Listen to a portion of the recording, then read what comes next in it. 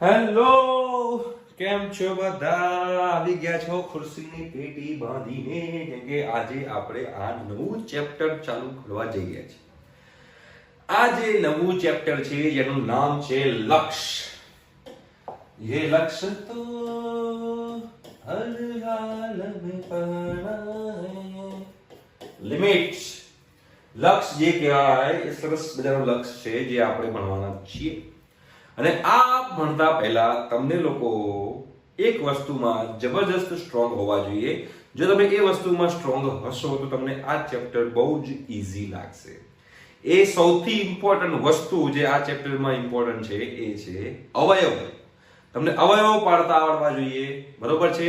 10મા ધોરણની અંદર તમે લોકોએ એક બહુપદી વડે બીજા બહુપદીને ભાગવાનું કામ પણ કર્યું હશે. એ ભાગતા પણ આવડવું જોઈએ.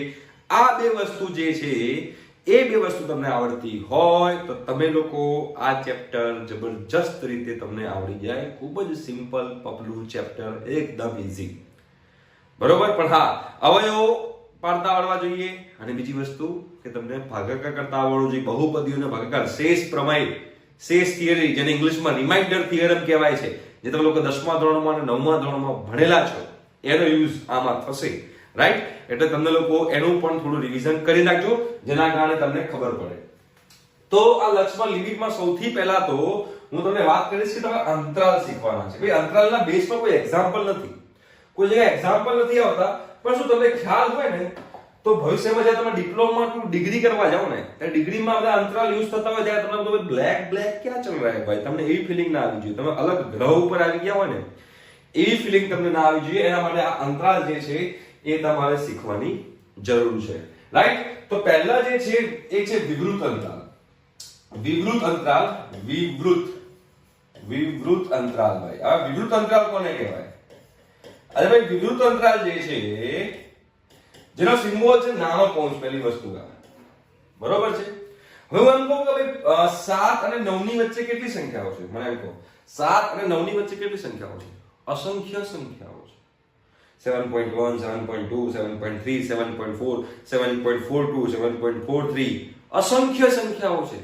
તો 7 અને 9 ની વચ્ચેની, 7 મારે 7 નથી લેવો, 9 પણ મારે નથી લેવો, પણ 7 અને 9 ની વચ્ચેની તમામ સંખ્યાઓ લેવી હોય તો મને કેવી રીતે બતાવી શકું? તો હું આ રીતે બતાવી શકું, બ્રેકેટમાં 7,9. આનો મતલબ એમ થાય કે 7 અને 9 ની વચ્ચેની સંખ્યાઓ, મારે 7 નહીં લેવાનો અને 9 નહીં લેવાનો. અને આને મારે સંખ્યા રેખાઓ પર દર્શાવવું હોય તો સંખ્યા રેખાઓ કંઈક આવી રીતે દર્શાવી શકાય. ફોર એક્ઝામ્પલ, સંખ્યા રેખા છે, એમાં 7 છે અને એમાં 9 છે, તો 7 ઉપર ઓપન સર્કલ, 9 ઉપર ઓપન સર્કલ અને વચ્ચેનો જે ભાગ જે છે એનો ડાર્ક કરી દેવાનો. તો આનો મતલબ એમ થાય કે 7 અને 9 ની વચ્ચેની સંખ્યાઓ, 7 નથી લેવાનો, 9 નથી લેવાનો. ફોર એક્ઝામ્પલ, આ રીતે લખેલું હોય 5,8, 5,8. તો આનો મતલબ શું થયો? મારે 5 નથી લેવાનો, મારે 8 નથી લેવાનો, પણ 5 અને 8 ની વચ્ચેની તમામ વાસ્તવિક સંખ્યાઓ જે છે એ મારે લેવાની છે. 5 અને 8 નો સમાવેશ એમાં મારે નથી કરવાનો. એને કહેવાય વિવૃત અંતરાલ, બરોબર છે? વિવૃત અંતરાલ કહેવાય. આ 5 અને 8 છે, એને મારે સંખ્યા રેખા પર દર્શાવવું હોય તો અહીંયા હું 5 લખી દઉં, અહીંયા હું 8 લખી દઉં. 5 ઉપર ઓપન સર્કલ, 8 ઉપર ઓપન સર્કલ અને વચ્ચે ડાર્ક પાર્ટ કરી નાખું આમ. તો આનો મતલબ એમ થાય કે ભાઈ આ 5 અને 8 ની વચ્ચેની સંખ્યાઓ છે, બરાબર? હંમેશા પહેલા નાની સંખ્યા આવે પછી મોટી સંખ્યા આવે, હા, યાદ રાખજો. તો આ થઈ ગયો તમારો વિવૃત અંતરાલ, જેને ઇંગ્લિશમાં કહેવાય છે ઓપન ઇન્ટરવલ. જેને ઇંગ્લિશમાં કહેવાય છે ભાઈ ઓપન ઇન્ટરવલ, જેને ઇંગ્લિશમાં કહેવાય છે ઓપન ઇન્ટરવલ. ઓકે, ક્લિયર થઈ ગયું? પછી આવે છે સમૃદ્ધ અંતરાલ. જો નેક્સ્ટ જે છે ને એ છે તમારો સમૃદ્ધ અંતરાલ. સમૃદ્ધ અંતરાલ, સમૃદ્ધ સ છે, સમૃદ્ધ અંતરાલ. હવે આ જે સમૃદ્ધ અંતરાલ જે છે જેને ઇંગ્લિશમાં કહેવાય છે ક્લોઝ ઇન્ટરવલ. ક્લોઝડ ઇન્ટરવલ કહેવાય. શું કહેવાય છે ભાઈ? ક્લોઝ ઇન્ટરવલ કહેવાય. અને આ ક્લોઝ ઇન્ટરવલ એટલે શું? તો ફોર એક્ઝામ્પલ, મારે 7 પણ લેવું છે, 9 પણ લેવું છે, 7 પણ લેવું છે, 9 પણ લેવું છે અને 7 અને 9 ની વચ્ચેની સંખ્યાઓ પણ લેવી છે. તો એવા સંજોગોમાં મારે સ્ક્વેર બ્રેકેટ કરવું પડે, મોટો કૌંસ. તો આનો મતલબ એમ થયો કે 7 પણ લેવાનું, 9 પણ લેવાનું અને 7 અને 9 ની વચ્ચેની તમામ સંખ્યાઓ લેવાની. તો આને કહેવાય ક્લોઝડ ઇન્ટરવલ. તો આને મારે સંખ્યા રેખા ઉપર દર્શાવવું હોય તો આને હું સંખ્યા રેખા પર કઈ આવી તો 7 છે, અહીંયા 9 છે, 7 ઉપર ડાર્ક સર્કલ, 9 ઉપર પણ ડાર્ક સર્કલ અને 7 અને 9 વચ્ચે આમ ડાર્ક કરી દેવાનું. તો આ જે આપણે કર્યું એને કહેવાય 7 ને પણ લો, 9 ને પણ લો અને 7 અને 9 ની વચ્ચેની સંખ્યાઓ પણ લો.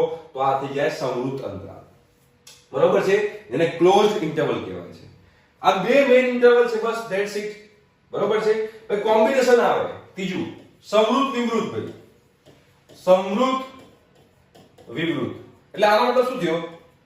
પહેલું સમૃદ્ધ છે અને બીજું વિવૃત છે. તો સમૃદ્ધનો સિમ્બોલ શું હતો? આવો હતો અને વિવૃતનો સિમ્બોલ આવો હતો. તો આ એનો સિમ્બોલ થઈ ગયો. તો ફોર એક્ઝામ્પલ એમ કહું કે મારે 7 અને 9 છે, તો મારે 7 ને લેવું છે, 9 ને નથી લેવું, અને 7 અને 9 ની વચ્ચેની તમામ સંખ્યાઓ લેવી છે. તો શું કહેવાય? ભાઈ 7 ને લેવું છે તો 7 આગળ મારે સમૃદ્ધ અંતરાલ લેવાનો, 9 ને મારે નથી લેવું તો મારે એમાં આ અંતરાલ લેવાનો. તો આ થઈ ગયું કે ભાઈ 7 ને લેવાનો, 9 ને નહીં લેવાનો અને 7 અને 9 ની વચ્ચેની તમામ સંખ્યાઓ લેવાની. જો આને સંખ્યા રેખા પર દર્શાવવું હોય તો આને સંખ્યા રેખા પર કઈ રીતે દર્શાવી શકાય? અહીંયા 7 છે, અહીંયા 9 છે, તો 7 સમૃદ્ધ અંતરાલ પર છે, 7 ને લેવાનો છે. જેને લેવાનો હોય ડાર્ક સર્કલ, જેને ના લેવાનો હોય ઓપન સર્કલ, અને વચ્ચે તમારે લેવાનું છે તો વચ્ચેનાને ડાર્ક લાઈન કરી દેવાની. રાઈટ? તો આને કહેવાય સમૃદ્ધ વિવૃત અંતરાલ. એવી રીતે ઊંધું વિવૃત સમૃદ્ધ અંતરાલ. વિવૃત સમૃદ્ધ, વિવૃત સમૃદ્ધ. બરોબર? હવે અલગ વિવૃત છે તો પહેલા આવ ને પછી આવ. તો એનો મતલબ કે જ્યારે મારે 7 નથી લેવો, 7 ને લેવો નથી ને 9 ને લેવો છે, અને 7 અને 9 ની વચ્ચેની તમામ સંખ્યાઓ લેવી છે, તો આ રીતે બતાવે. આને મારે સંખ્યા રેખા ઉપર દર્શાવવી હોય તો આને મારે સંખ્યા રેખા પર કેવી રીતે દર્શાવાય? ભાઈ 7 અહીંયા મૂકી દઉં છું, 9 અહીંયા મૂકી દઉં છું. 7 નથી લેવો, 9 લેવાનો છે અને વચ્ચેની સંખ્યાઓ લેવાની છે. રાઈટ? તો આને થઈ ગયો તમારો વિવૃત સમૃદ્ધ અંતરાલ. રાઈટ? સિમ્પલ છે, આવડી જાય એવું છે, બહુ કઈ આમાં રોકેટ સાયન્સ છે નહીં. ઓકે, તો આ અંતરાલ જે છે એ તમને આવડતા હોવા જરૂરી છે, જે મેં તમને બતાવી દીધા. હવે આપણે આગળ વાત કરશું લક્ષની. ભાઈ લક્ષ એ વાત બડી સરસ છે ભાઈ. લક્ષ, લક્ષ એટલે શું? ફોર એક્ઝામ્પલ તમને કહું કોઈ x² છે, આ કોઈ ફંક્શન છે x².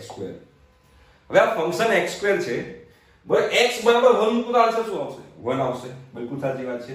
x બરાબર 2 મૂકો તો શું આવશે? 4 આવશે. x બરાબર 3 મૂકો આન્સર 9 આવે. x બરાબર 4 મૂકો આન્સર 16 આવે. ઓ માય ગોડ, જબરજસ્ત. તો હવે એવા સંજોગોમાં આપણે જોઈએ તો શું થાય? તો હું એવું કહી શકું કે ભાઈ x ની વેલ્યુ જેમ 1 તરફ જાય છે, x ની વેલ્યુ જેમ 1 તરફ જાય છે, એમ આની વેલ્યુ ક્યાં જશે? 1 તરફ જ જશે. એટલે x બરાબર 1 મૂકો. x ની વેલ્યુ જેમ 2 તરફ જાય છે, એમ આની વેલ્યુ 4 તરફ જાય છે. x ની વેલ્યુ જેમ 3 તરફ જશે, એમ આની વેલ્યુ 9 તરફ જશે. x ની વેલ્યુ જેમ 4 તરફ જશે, એમ આની વેલ્યુ 16 તરફ જશે. ઓબવિયસ છે ને? એવું જ હોય ને. ત્યાં એવું તો બનચાય કે limit x tends two 1, limit x tends two 1, limit x tends two 1, મતલબ x 1 તરફ જઈ રહ્યું છે. આને બનચાય લિમિટ x ટેન્ડ્સ ટુ 2, આને બનચાય લિમિટ x ટેન્ડ્સ ટુ 3, આને બનચાય લિમિટ x ટેન્ડ્સ ટુ 4. આને લખાય f of x. f of x ના ફંક્શન જે છે એ ફંક્શન ને આપણે f of x કહી દઈએ, ત્યારે એ બન જાય કે ભાઈ જો limit x tends two 1 f of x, આવું બોલાય. આ f of x શું છે? વિધેય છે. આ વિધેય છે. આ x જે મેં આપ્યું ને એ વિધેય છે. તો હવે આનો આન્સર મારે શોધવો શું થાય?